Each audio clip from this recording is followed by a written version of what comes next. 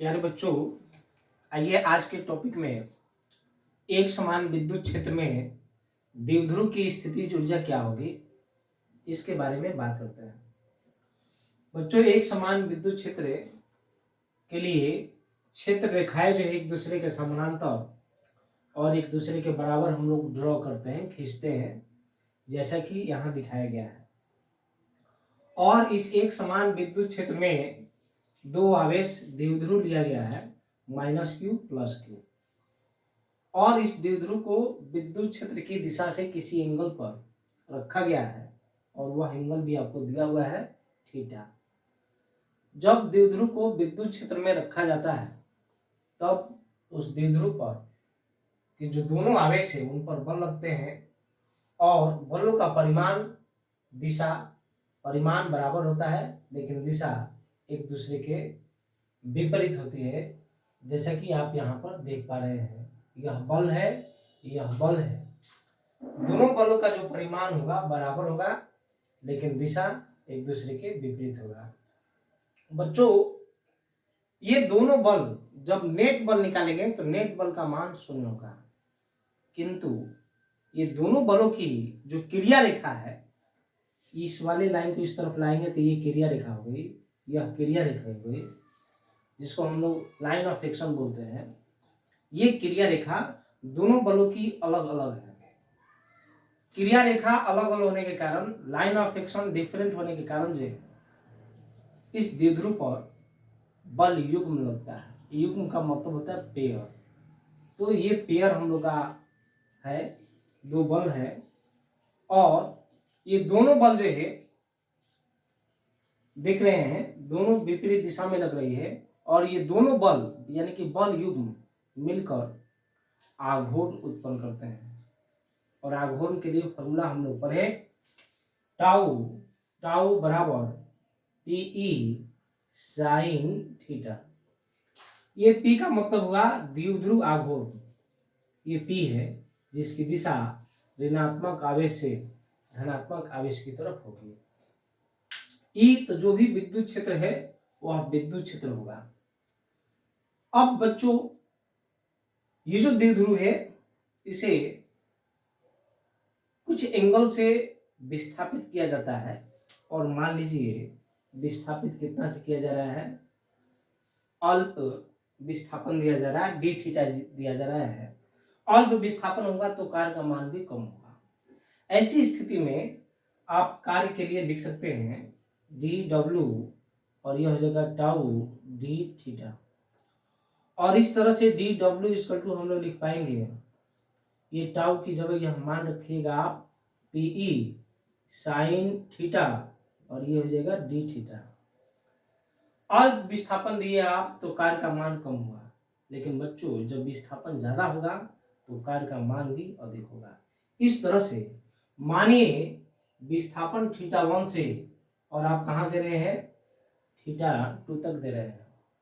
जब आप θ1 से θ2 तक दीजिएगा तो विस्थापन ज्यादा होगा, विस्थापन ज्यादा होगा तो कार्य का मान भी ज्यादा होगा। और अधिक मान लाने के लिए मैथमेटिकल हम लोग जो है यहाँ पर काम करते हैं और दोनों तरफ इंटीग्रेशन करेंगे, इस तरफ भी और इस तरफ भी। इधर इंटीग्रेट कर दिए डी डब्ल्यू, और इस तरफ इंटीग्रेशन कर दिए पीई साइन थीटा, और ये डी थीटा, और ये θ1 से लेकर θ2, और ये टोटल जब कार्य हो जाएगा ये हो गया W। और यहाँ पर P कांस्टेंट हो जाएगा, और ये integration sine theta D theta, और ये θ1 से लेकर θ2। तो ये हम लोग कार्य बच्चों निकालेंगे हैं।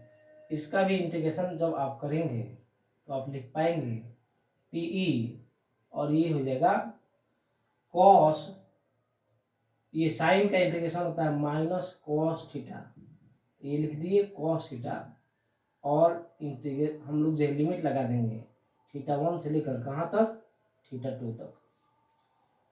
तो ये वर्क आप निकाले हैं। जो भी वर्क होता है, जो भी कार्य होता है, यही कार्य इस द्विध्रुव की स्थितिज ऊर्जा के रूप में संचित हो जाता है, जिसकी हम लोग बात कर रहे हैं। जितना भी काम हुआ यही कार्य ऊर्जा के रूप में संचित होगा। लेकिन बच्चों, इनिशियल में स्थितिज ऊर्जा का मान हम लोग जब लेते हैं, जैसे कार्य किए तो शुरू में कार्य जो है 0 होता है, उसी तरह से जब ऊर्जा के कैलकुलेशन करेंगे तो प्रारंभ में ऊर्जा का मान 0 होने की स्थिति के लिए जो θ1 है, इस θ1 को 90 डिग्री लिया जाता है। जब 90 डिग्री हम लोग इनिशियली लेते हैं, इट मीन्स द्विध्रुव को जब हम लोग विद्युत क्षेत्र की दिशा के साथ लंबवत रखा जाएगा, द्विध्रुव को विद्युत क्षेत्र की दिशा के साथ लंबवत रखा जाएगा, ऐसी स्थिति में ही उस द्विध्रुव की स्थितिज ऊर्जा 0 होगी।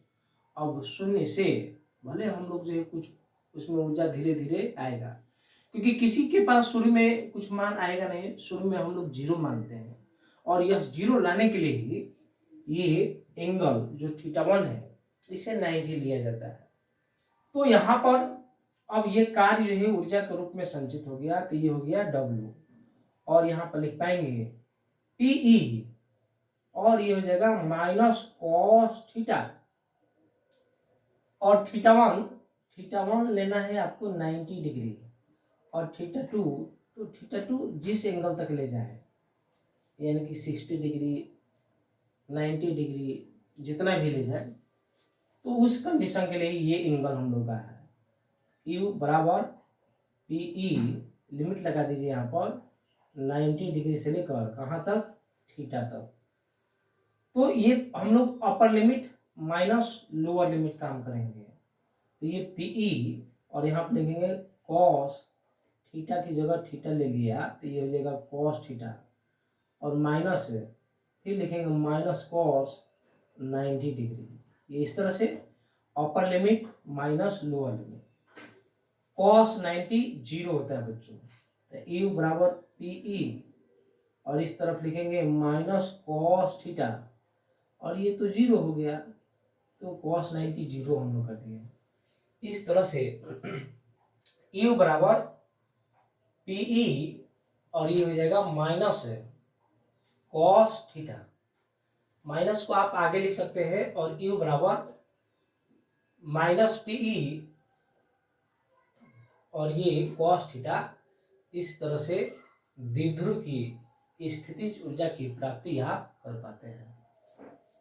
इसे हम लोग वेक्टर फॉर्म में भी लिख सकते हैं। जब कॉस होता है तो डॉट लगाते हैं, तो आप लिख पाएंगे P डॉट E, तो ये हो गया वेक्टर फॉर्म में हम लोग ये लिख पाए। तो बच्चों, इस तरह से एक समान विद्युत क्षेत्र में द्विध्रुव की स्थितिज ऊर्जा कैसे प्राप्त की जाएगी, उसके लिए ये हम लोग फॉर्मूला डिराइव करते हैं, एक्सप्रेशन हम लोग देते हैं। अब यहाँ पर कुछ जो है बच्चों स्पेशल केस के बारे में भी जान लीजिए। स्पेशल केसेस देखिए, नंबर 1, अगर थीटा बच्चों 0 डिग्री हो तो थीटा 0 डिग्री होगा, तो U यहाँ लिख देते हैं 0, क्योंकि 0 डिग्री पर काम किया जा रहा है, तो PE, और ये लिख पाएंगे cos 0 डिग्री, cos 0 1, तो ये हो जाएगा 0 डिग्री पर माइनस PE। ये पोटेंशियल एनर्जी का फॉर्मूला हो गया, कब, 0 डिग्री पर। और ये किसका केस है, तो स्टेबल का केस है, ये स्टेबिलिटी, स्टेबल इक्विलिब्रियम का यह केस है। दूसरी स्थिति देखिए, थीटा बराबर 90 डिग्री लेते हैं, तब जब 90 डिग्री लेंगे तब क्या हो जाएगा, आप लिख सकते हैं यहाँ पर PE cos 90, PE cos 90, cos 90 0। ये पोटेंशियल एनर्जी का मिनिमम वैल्यू होगा। मिनिमम वैल्यू कब हो जाएगा, 0 डिग्री पर, ध्यान में रखना है। मिनिमम वैल्यू आएगा पोटेंशियल एनर्जी का 0 डिग्री पर। थर्ड केस देखिए, theta equal to 180 degree, 180 degree देंगे हम लोग जो है, तो आप लिख पाएंगे यहाँ पर U 180 degree minus PE cos 180, cos 180 minus 1, यहाँ पर लिख पाएंगे PE और ये -1 यानी कि प्लस पीई नहीं, तो 180 डिग्री पर जो है पोटेंशियल एनर्जी का मैक्सिमम वैल्यू मिलेगा। और ये किसका केस है, तो अनस्टेबल केस है, अनस्टेबल इक्विलिब्रियम का केस है। एनर्जी ज़्यादा होगा तो अनस्टेबिलिटी ज़्यादा होगी, एनर्जी कम होगा तो स्टेबिलिटी ज़्यादा होगी। याद रखना है, एनर्जी ज़्यादा तो अनस्टेबल होगा और एनर्जी कम तो स्टेबल होगा। तो आप देखिए मिनिमम एनर्जी किस में है, इसमें है, तो मिनिमम एनर्जी होगा तो वह स्टेबल हो जाएगा, स्टेबल इक्विलिब्रियम का केस हो गया। मैक्सिमम एनर्जी होगा, ज़्यादा एनर्जी होगा तो अनस्टेबिलिटी उसके पास ज़्यादा होगी, यानी कि अनस्टेबल का केस हो गया। इस तरह से बच्चों हम लोग डिफरेंट केस के बारे में, पोटेंशियल एनर्जी के बारे में हम लोग जानकारी लेते हैं। तो यह हुआ एक समान विद्युत क्षेत्र में द्विध्रुव की स्थितिज ऊर्जा का बेसिक कॉन्सेप्ट।